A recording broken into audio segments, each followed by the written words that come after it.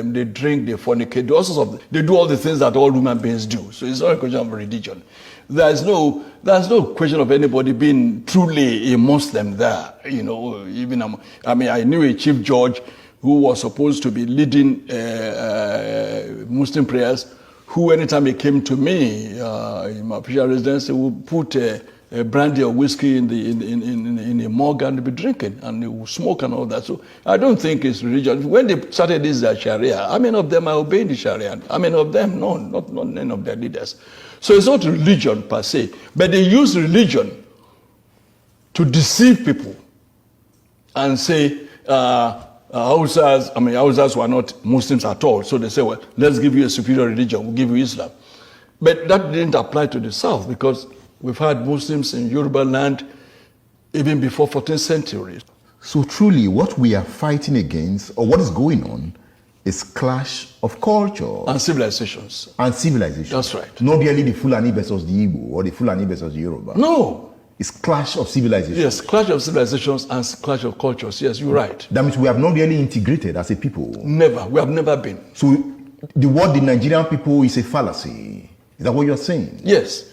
Because, again, in those days, you will say, there have always been Igbo markets, Hausa markets in Enugu. There have always been Sabos in Shagamu.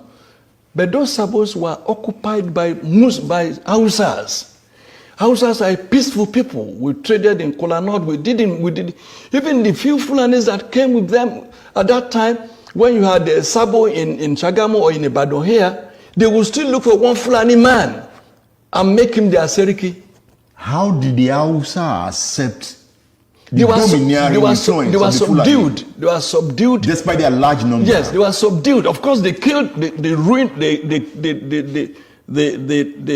extirpated their 7 kingdoms. They killed their 7 rulers and took over under the guise of religion. Another thing they used the word corruption. Oh, your people are corrupt. We are saints. Your people are corrupt. They've always used the word corruption to deceive people. But the jihad is over. How come the Hausa man is yet to claim that Hausaness again? It's just now that the efforts we are making in the South have begun to yield fruits.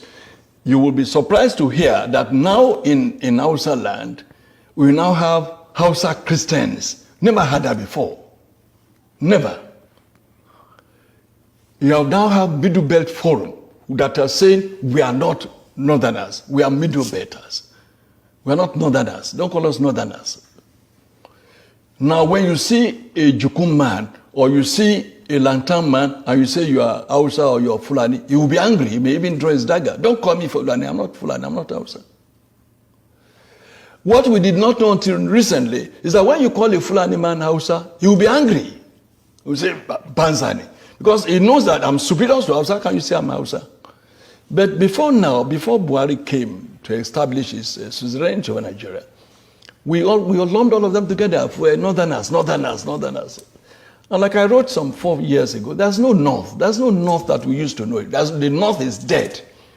There's nothing called North anymore. So there's a Fulani now standing on his own. It's standing on its own. There's no more North. If they try any war today, oh God of mercy. The kind of cohesion you had in the army, the military in 1966, will never happen again in this country, if there is a country at all.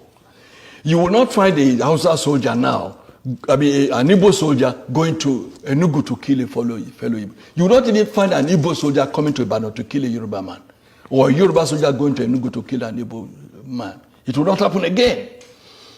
So the Lantan people, the Benue people will never ever allow themselves to be used by any Fulani mischief maker. So if I'm getting you right, your argument is that the Fulani hegemony has been broken. Dead.